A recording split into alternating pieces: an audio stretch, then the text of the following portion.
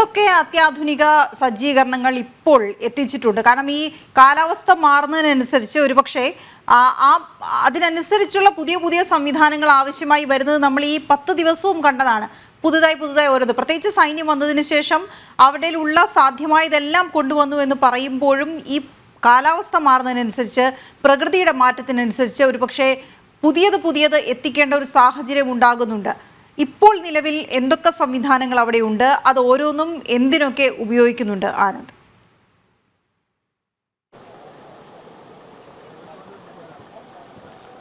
അതായത് നമുക്കറിയാം, ആദ്യ ഘട്ടം മുതൽ തന്നെ ഉപയോഗിച്ചിരുന്നത് റഡാർ ഉപയോഗിച്ചുകൊണ്ടാണ് അത്തരത്തിൽ സിഗ്നലുകൾ നമ്മൾ പരിശോധിച്ചിരുന്നത്. അതായത് ലോഹത്തിന്റെ ഒരു സാന്നിധ്യം, അതായത് പ്രത്യേകിച്ച് ലോറിയാണ്, വെർബൻസ് ലോറിയാണ്, ലോഹ സാന്നിധ്യം കൂടുതലായിരിക്കും. അതുകൊണ്ട് തന്നെ ഈ ലോഹ സാന്നിധ്യത്തെ കണ്ടെത്തുക എന്നുള്ളതിന്റെ അടിസ്ഥാനത്തിലായിരുന്നു ആദ്യഘട്ടത്തിൽ റഡാർ ഉപയോഗിച്ചുള്ള പരിശോധന നടത്തിയിരുന്നത്.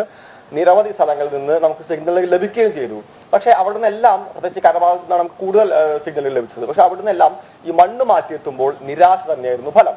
അപ്പോൾ ആദ്യഘട്ടത്തിൽ സൈന്യം അത് മറികടന്നത് സോണാർ ഉപയോഗിച്ചുകൊണ്ടായിരുന്നു. അപ്പൊ ഈ സോണാറിന്റെ പ്രത്യേകത ശബ്ദം ഉപയോഗിച്ചുകൊണ്ടാണ് അത്, നേരത്തെ പറഞ്ഞ പോലെ തന്നെ റഡാറുകൾക്ക് അപ്പുറത്തേക്ക് ശബ്ദം ഉപയോഗിച്ചുകൊണ്ടുള്ള സോണാർ പരിശോധന നടത്തുന്നു.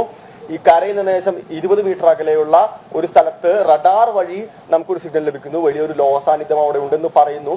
പക്ഷേ മുൻപത്തെ അനുഭവങ്ങളനുബന്ധിച്ച് നമുക്ക് എടുത്ത് പരിശോധിക്കുമ്പോൾ പലപ്പോഴും നിരാശയായി തന്നെയായിരുന്നു ഫലം. അതുകൊണ്ട് തന്നെയാണ് ആ മേഖലയിൽ ഏറ്റവും അത്യാധുനികമായിട്ടുള്ള സോണാർ സംവിധാനം അവിടെ കൊണ്ടുവരുന്നത്.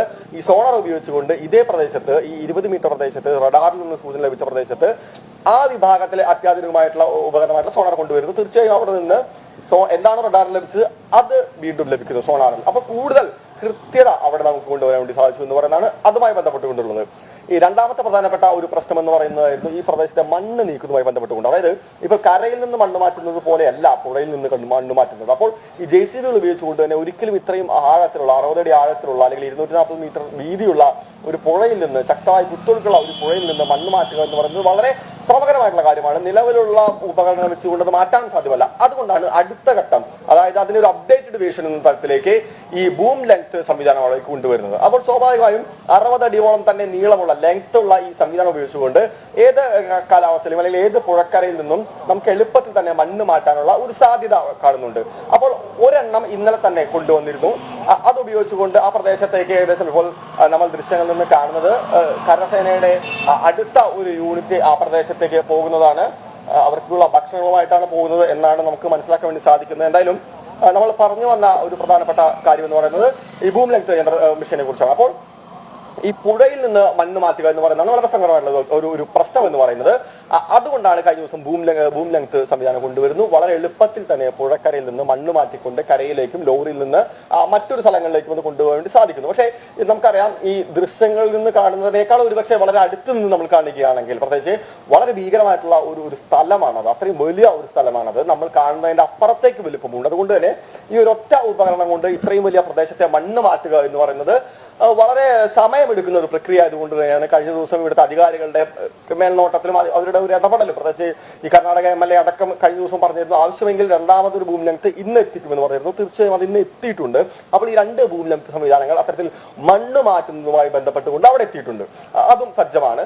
മൂന്നാമത് ഒന്നാണ് ഈ ട്രക്ക് വലിച്ച് കയറ്റുക, കരയിലേക്ക് കയറ്റുക എന്ന് പറയുന്നത്. സാധാരണ ഉപകരണങ്ങൾ വെച്ചുകൊണ്ടോ അല്ലെങ്കിൽ സാധാരണ വാഹനങ്ങൾ വെച്ചുകൊണ്ടോ ഒരു കാരണവശാലും ഇത്രയും വലിയൊരു ട്രക്ക്, അതായത് ടൺ കണക്കിന് ഭാരമുള്ള ട്രക്ക് കരയിലേക്ക് വലിച്ചടിപ്പിക്കുക എന്ന് പറയുന്നത് വളരെ ബുദ്ധിമുട്ടുള്ള കാര്യമാണ്. അതുകൊണ്ട് അതുമായി ബന്ധപ്പെട്ട അത്യാധുനികമായിട്ടുള്ള മെഷീനറി സംവിധാനങ്ങളും വാഹനങ്ങളും, ഉയർന്ന വാഹനങ്ങളും അവിടെ സജ്ജമാണ്. നാലാമതൊന്നാണ് കൂടുതൽ സ്ഥിരീകരണം ഉറപ്പുവരുത്തുക എന്ന് പറയുന്നത്. നേരത്തെ പറഞ്ഞ പോലെ തന്നെ സോണാർ വഴി നമുക്ക് അത്തരത്തിലുള്ള സൂചനകൾ ലഭിക്കുമെങ്കിൽ കൂടി അതിന് ഏറ്റവും ആധുനികമായിട്ടുള്ള ഐബോർഡ് സംവിധാനം, ഡ്രോൺ സംവിധാനം എത്തിയിരിക്കുന്നു. ഇതിന്റെ ഏറ്റവും വലിയ പ്രത്യേകത എന്ന് പറയുന്നത്, ഞാൻ നേരത്തെ പറഞ്ഞ പോലെ തന്നെ ഏകദേശം 20 മീറ്റർ മണ്ണിനടിയിൽ 20 മീറ്റർ പോലും ആഴത്തിലുള്ള കാര്യങ്ങൾ കൃത്യമായി പരിശോധിക്കുന്നതിന് വേണ്ടി സാധിക്കുന്നതാണ്. വെള്ളത്തിൽ 60 മുതൽ 70 മീറ്റർ വരെ താഴത്തിലുള്ള കാര്യങ്ങൾ നമുക്ക് കൃത്യമായിട്ടുള്ള ഒരു സൂചനകൾ ലഭിക്കാൻ സഹായിക്കുമെന്നാണ് ഈ ഐബോർഡിന്റെ സാങ്കേതികതയുടെ ഏറ്റവും പ്രധാനപ്പെട്ട കാര്യം. നമുക്കറിയാം, ഇപ്പോൾ നിലവിൽ ട്രക്കിലുള്ളത് ഏകദേശം 5 മീറ്ററോളം താഴെ മാത്രമാണ്. അപ്പോൾ അതിനെ സംബന്ധിച്ചിടത്തോളം വലിയ ഒരു ബുദ്ധിമുട്ടില്ല.